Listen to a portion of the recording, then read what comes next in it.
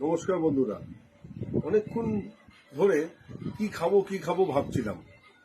তো ভাবলাম আজকে বাড়িতে চিকেন আছে, তা সেই চিকেন দিয়ে চিকেন পকোড়া বানাবো। সেই রেসিপিটাই আপনাদেরকে দেখাবো। দয়া করে এই চিকেন পকোড়ার রেসিপিটা আপনারা দেখবেন।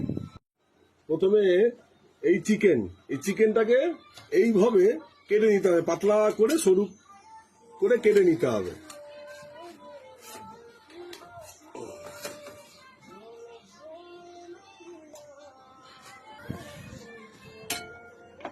এরকম করে ছোট ছোট করে আরো ছোট করব।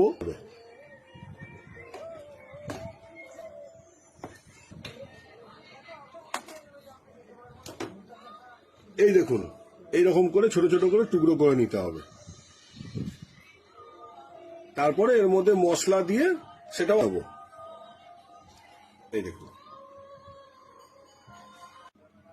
প্রথমত চিকেনগুলোকে এইরকম করে ছোট ছোট করে টুকরো করে নিতে হবে, যাতে মশলাগুলো ভেতরে ঢুকতে পারে আর ভাজাটাও খুব সুন্দরভাবে কুড়মুড়ে হবে।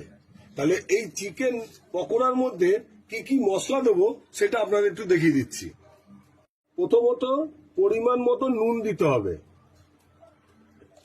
জিরে, ভাজা জিরে, সেটাকে পেস্ট করা থাকে সেই রকম মশলা, হলুদ গুঁড়ো একটা হয়, খেতে ভালো লাগবে, সুস্বাদু হবে। আর যদি মনে করেন 2-4টে কালো জিরেও আপনি দিতে পারেন।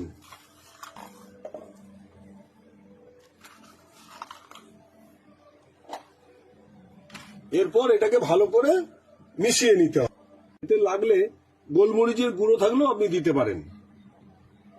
বেসন থাকলে তো ভালোই হবে, বেসন কিংবা আপনি চালের গুঁড়ো দিতে পারেন। আমরা বেসন দিয়ে বানিয়েছি। এরপর ভালো করে কড়াইতে তেল দিয়ে দিলাম। তেলটা একটু গরম হলে তখন ওই একে একে ছাড়বো। তেল গরম হয়ে গেলে এবার একে একে ছেড়ে দেবো।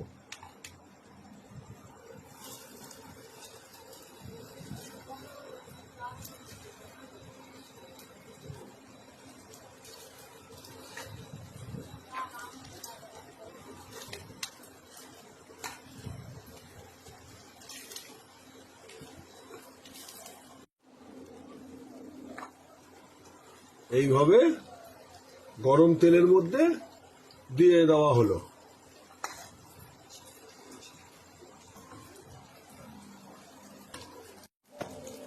এইরকম একটু লালচে হলে বা একটু ভেজে ভেজে ভাব হলে তখন নামিয়ে নিতে হবে।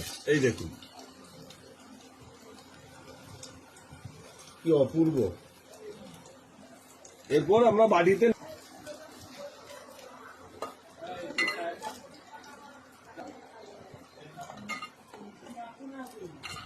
এই পকোড়া আর এই মুড়ি এবার খাওয়া হচ্ছে।